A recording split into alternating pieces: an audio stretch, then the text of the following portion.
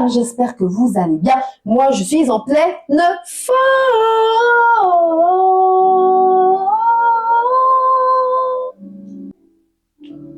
Bienvenue dans cette nouvelle vidéo où on va parler, messieurs, dames. J'avais envie de parler un peu des nouveautés du moment, ce qui vient un peu de sortir. Ça fait 2 semaines qu'on a là de la musique qui ressort, des albums, des singles. J'ai sélectionné ce que je voulais parler ici. Alors, c'est des réactions à chaud, parce que oui, des fois, je prends un peu trop de temps à écouter certains albums qui sont sortis il y a 1 semaine en arrière, tout simplement. Vous allez voir. On a 5 sujets ici. 2 singles plus 3 albums. Sans plus attendre, c'est parti.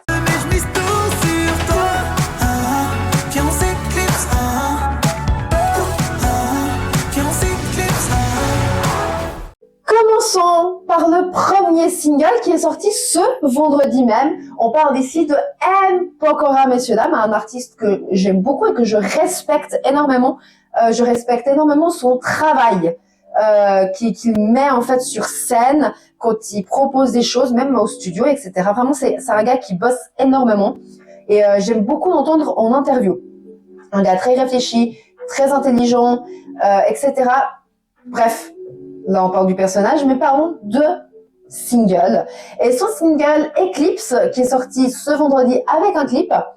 Alors, déjà, quand j'ai écouté, donc là, je vous parle tout à chaud, hein, parce que je viens d'écouter, je pense, il y a 1 jour en arrière, et j'ai fait qu'une seule écoute de presque tout ce que je vais parler ici. Hein. Donc là, je l'écoute hier, le single de M. Pokora, ok, je regarde le clip en même temps. Déjà, le clip, très bien réalisé.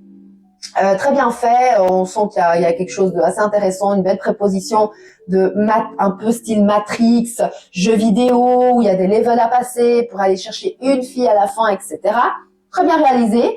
M. Pokora s'aide de la danse pour pouvoir passer tous ces levels, etc. Donc franchement, un clip très bien réalisé, je trouve, vraiment très, très intéressant. La musique, donc les paroles en soi très intéressantes aussi. Après la production, très cool aussi. On a des airs de The Weeknd, littéralement. Franchement, on sent totalement les influences de The Weeknd sur le morceau, qui est très bien, hein, pas de souci et tout. Il y a le fameux synthé que The Weeknd utilise. La voix aussi un peu modifiée, il fait penser à The Weeknd aussi un petit peu.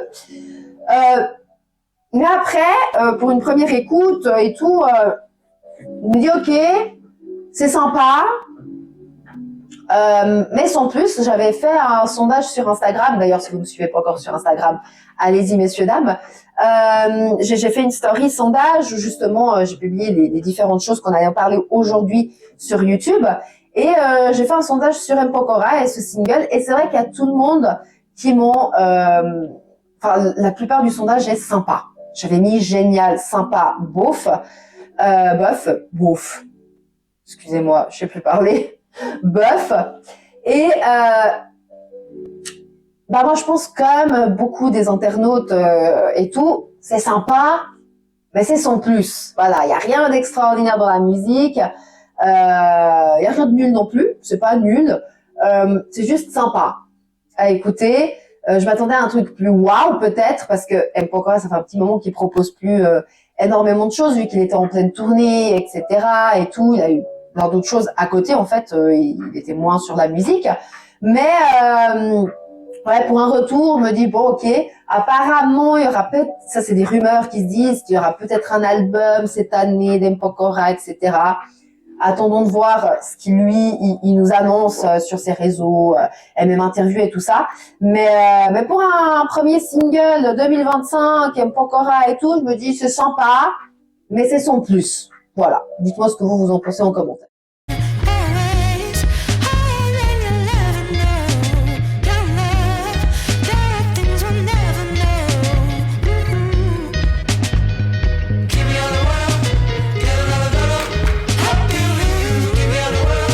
Passons au deuxième single qui est sorti donc pendant cette semaine, c'était le 15 janvier, de Jungle. Vous savez l'amour que je porte pour Jungle, j'adore Jungle, ok.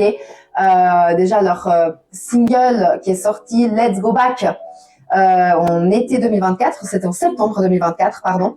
Incroyable, moi je l'ai saigné, ce single. Ils ont tellement teasé en plus d'ailleurs ce single-là, je l'ai écouté en boucle. En boucle. En boucle. D'ailleurs, Spotify en fin d'année me l'a rappelé que je l'avais écouté en boucle. Vraiment. J'adore la DA qu'ils font à chaque fois, elle est incroyable. La danse toujours mise en avant dans les clips, etc. Et je me suis dit putain, j'espère qu'ils sortent vite un autre clip, un autre single, et puis qu'ils se mettent au travail pour un nouvel album, parce que le dernier album était sorti en 2023. C'était Volcano, où ça avait fait un énorme succès. Ils ont fait pas mal de grandes tournées, grâce surtout au single Back on 7/4, qui était incroyable. Tous les sons de cet album avaient été clippés avec danse, etc. Vraiment, c'était une histoire à raconter et tout. Bref. Et donc, j'attendais avec impatience un nouveau single, It Is. 2 semaines, 3 semaines avant, It Is. Voilà. Qui a un nouveau clip, un nouveau single qui va sortir. On m'a dit, ok, 15 janvier, là, les gars, on est prêt. Je suis à fond. Ils annoncent 15 janvier, 18h, c'est là. Ça sort. Incroyable. Alors, pas incroyable. Très bon single. Je le trouve moins impactant que Let's Go Back, pour le coup. Mais il y a une putain de bonne énergie, les gars, dedans. D'ailleurs, tous les sons de Jungle, il y a une putain d'énergie. Une putain de symbiose. Une DA incroyable. Les clips sont toujours bien mis en avant avec de la danse, etc. On sent qu'ils veulent raconter une histoire. Parce que le premier clip de Let's Go Back, c'est dans un certain contexte, d'accord, avec tout plein de caissons. Si vous avez l'opportunité d'aller regarder, il y a plusieurs caissons avec le nom Jungle, des noms de singles, de morceaux, de albums. Bref, il y a tout une DA, un beau truc autour, une belle construction. Et là, le deuxième clip est toujours dans cet univers-là, dans ce même univers, sauf que la danse change, la musique change, d'accord. On est sur une musique bien disco, bien funk, toujours des années d'avant, un beau mélange. On est toujours aussi bien, mais je trouve qu'elle est moins impactante que Let's Go Back. C'est mon propre avis. Mais elle est très très forte aussi, elle te met dans un putain de bon mood. La danse est toujours aussi incroyable. Voilà, donc c'est tout très bien réalisé. J'attends de ouf que Jungle nous dise qu'il y a un album qui est en préparation, que ça va sortir, etc. Mais ils sont toujours très mystérieux, Jungle. Très mystérieux. Donc voilà, mais on attend avec impatience. En tout cas, c'est un très très bon single, donc allez-y l'écouter.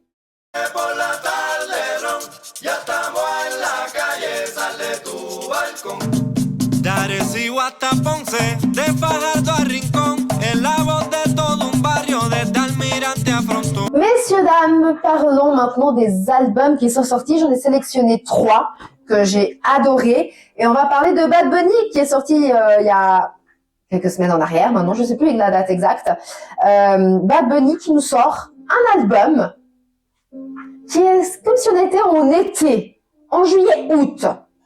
Actuellement, nous sommes en doudoune, emmitouflés avec nos écharpes et nos bonnets, nos gonds, avec la face rouge, tellement on se reçoit de bises. Et lui, il nous sort un album entièrement salsa été. Mais c'est incroyable, incroyable. Ça, en plus, je vais vous dire, Bad Bunny, c'est... Alors, moi, en général, le latino, j'écoute pas beaucoup. Parce que, je suis même pas beaucoup les artistes de latino, etc. de ce style-là, parce que juste c'est pas un style que j'apprécie énormément. C'est pas un style que j'écoute beaucoup. Ça me saoule très vite parce que j'ai l'impression que les productions sont tout le temps les mêmes. Du coup, ça va beaucoup me saouler en fait. Ça va beaucoup me saouler. Mais c'est vrai que j'ai 2-3 artistes comme ça dans ce monde-là qui sortent un petit peu du lot. Bad Bunny en fait partie.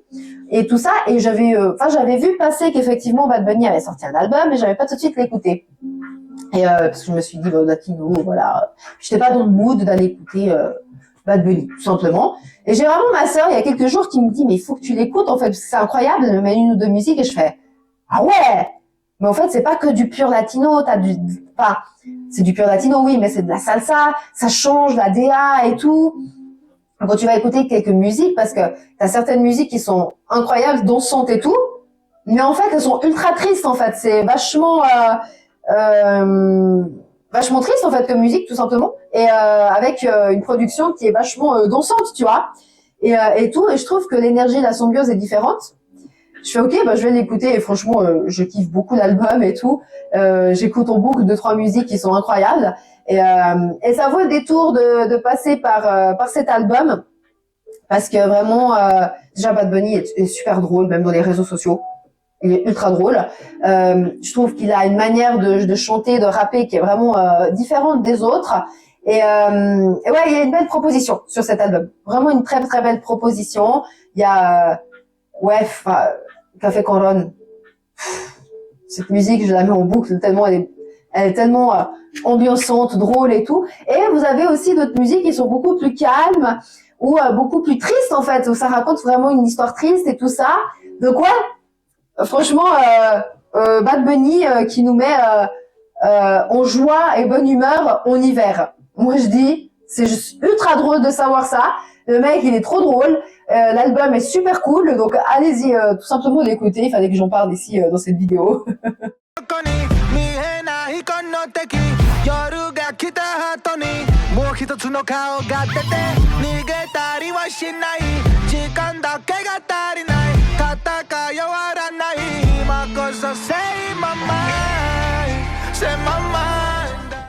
Messieurs, dames, parlons du deuxième album que je voulais parler ici, qui est sorti il y a une semaine en arrière. C'est le retour de notre grand Riles. Merci, monsieur. Merci. Quel bon album. Franchement, quel bon album. J'ai vu dans les réseaux passer, déjà un premier clip. C'était, alors attendez que je me retrouve juste dans les singles, Monitrice, exactement.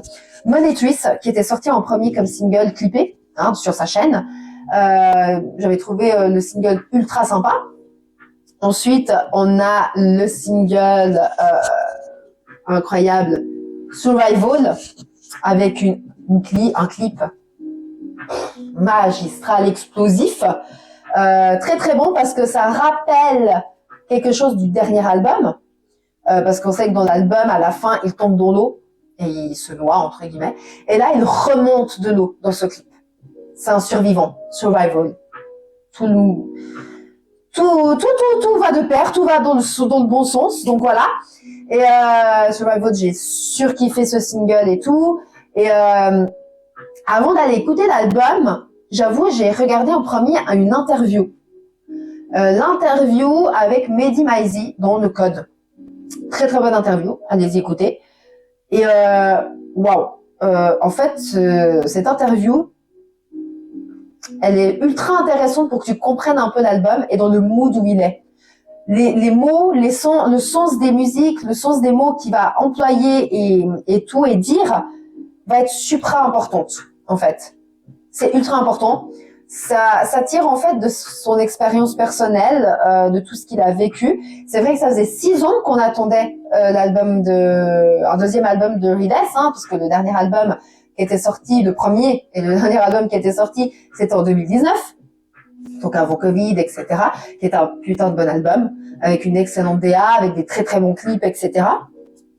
Et quand tu écoutes, moi j'avais un peu suivi tous les trucs de Riles, mais je savais pas à quel point il était un peu mal et en détresse ces quelques années.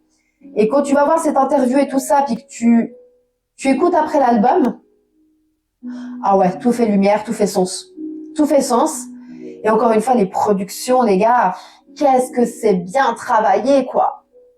Ah, ils se donnent la peine, Ils rigolent pas. Ils rigolent pas. Il y a des prods à la Riles, parce qu'on sait que Riles fait ses propres productions. Mais dans cet album, et il le dit aussi dans l'interview, il n'y a pas que lui. Là, il est vraiment dans ce truc de... je veux m'entourer aussi un peu de musiciens, dans l'ouverture d'artistes, etc. On a un featuring dans l'album avec Tiff, qui apparemment, ça je savais pas du tout, qui était apparemment un de ses potes, enfin qui est toujours un de ses potes, pardon.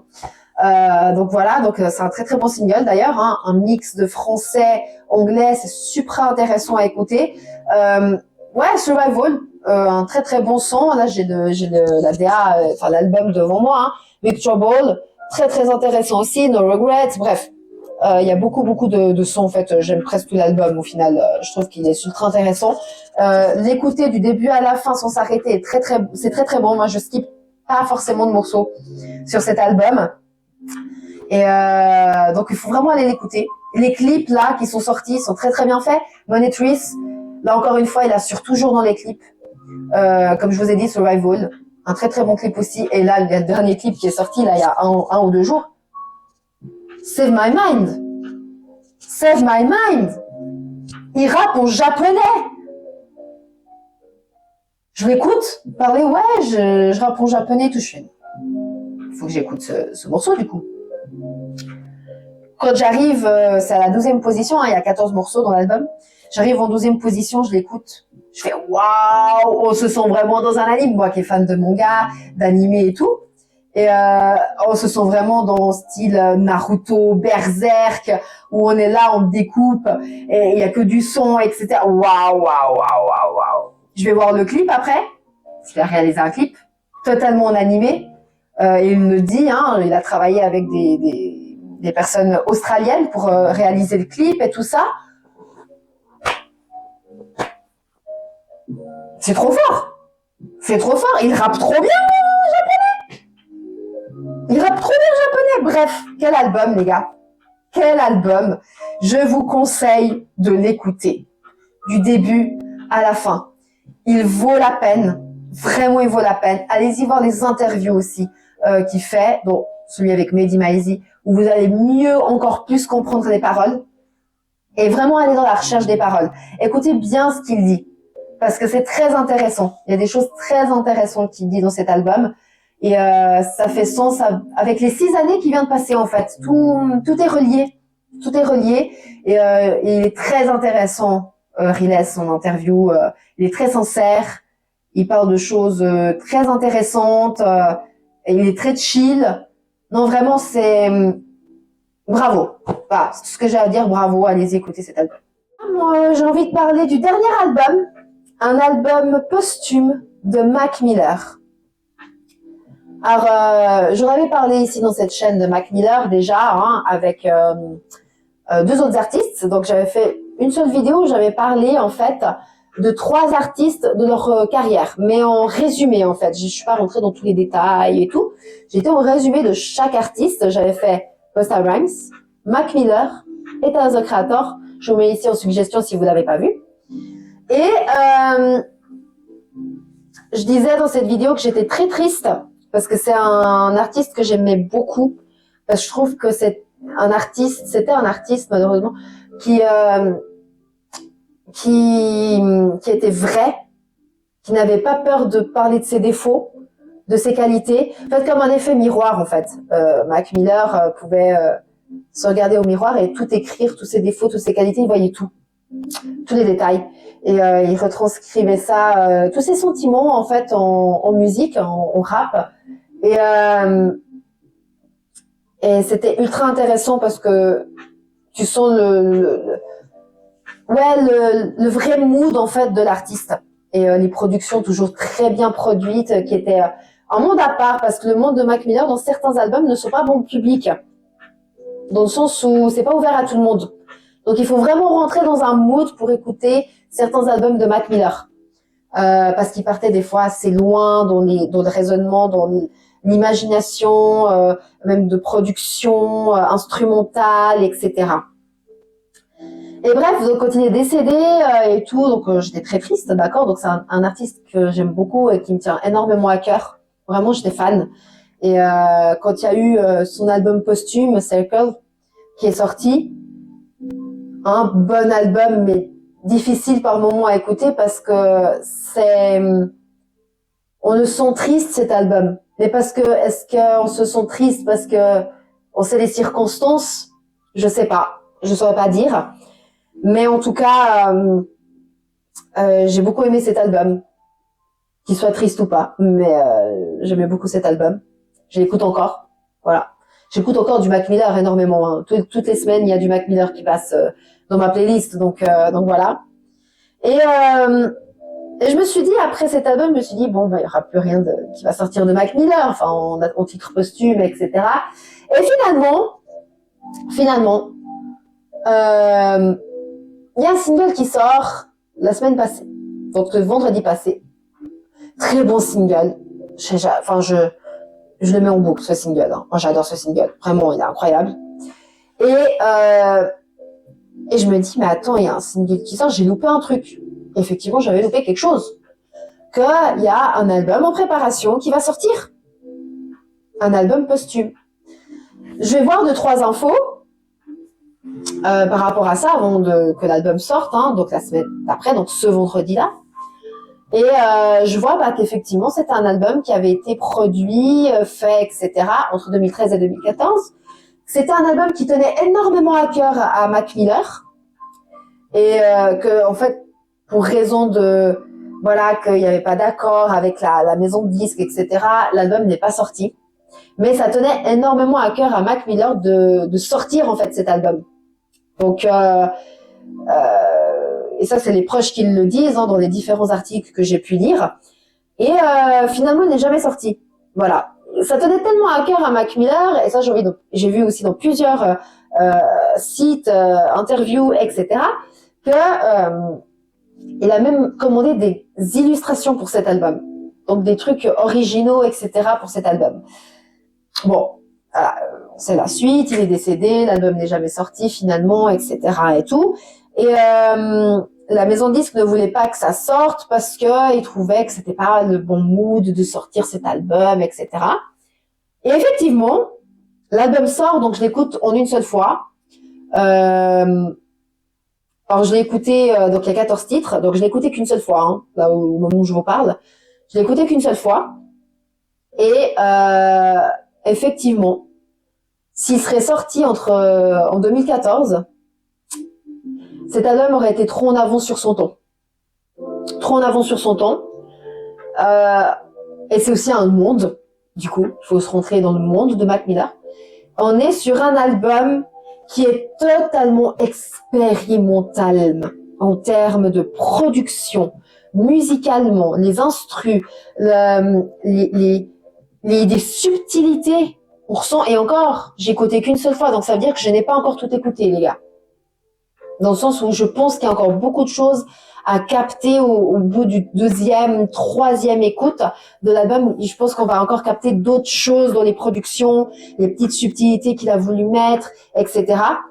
Mais on sent qu'il y a c'est de l'expérimentation pure et dure dans cet album. Le dernier son dure 11 minutes. Je sais pas si on se rend compte. Mais je me suis régalée. En tant que fan, je me suis régalée. Alors, effectivement, ce n'est pas grand public, cet album, parce que cet album sera plus fait je pense, pour les gens qui aiment ce côté expérimental, qui aiment les productions, qui aiment écouter toutes ces subtilités et tout. Mais les paroles, et ça, c'est encore quelque chose que, du coup, je n'ai pas encore tout approfondi, hein, parce qu'à la première écoute, on comprend pas encore tout.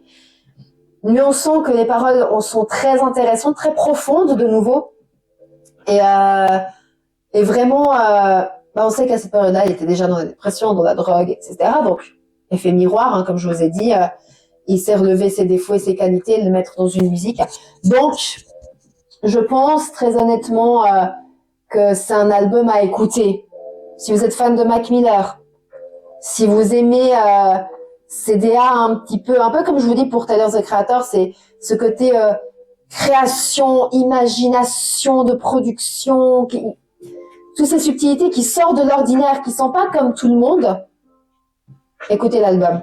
Et pour les grands fans, je pense que je vous apprends rien, hein. C'est un très très bon album. Moi, j'ai beaucoup aimé l'écouter. Je vais le réécouter parce qu'il y a vraiment des musiques qui sont très très bonnes, très très bonnes. Donc voilà, je voulais en parler ici. Ça me tenait à cœur d'en parler de cet album. La pochette est incroyable, hein. Je pense que Mac Miller aurait été là de son vivant, il aurait dit oui, c'est exactement cette pochette-là qu'il faut pour cet album. C'est incroyable. Bref, voilà pour cet album. Et voilà, messieurs, dames, j'espère que vous avez apprécié cette vidéo. Dites-moi en commentaire ce que vous en avez pensé de ces nouveautés qui sont sorties, etc. Ce que vous kiffez, si vous voulez que je parle d'autres choses, d'autres nouveautés ici sur cette chaîne, que j'aille voir, écouter, etc. Donc, dites-moi, hein, il y a aussi des propositions à faire. Moi, ça me va très très bien aussi. Si je peux les faire, je les ferai. Avec grand plaisir. Mais voilà, moi, j'ai envie de parler un petit peu à chaud de toutes ces petites nouveautés que j'ai vues passer. J'ai pas encore tout écouté des nouveautés, mais là, j'avais envie de parler de cela, que je trouvais intéressantes et tout. Donc, Donc voilà, je vous fais des énormes bisous, messieurs, dames. N'oubliez pas de vous abonner, de mettre un petit j'aime, un petit commentaire, comme d'habitude, dans la bonne et bienveillance, bien évidemment. On se retrouve très prochainement pour de nouvelles vidéos. Restez connectés parce qu'il y aura bientôt, d'ici 1 ou 2 mois, des vlogs qui vont arriver par rapport à des concerts. J'avais déjà parlé dans la première vidéo de l'année 2025.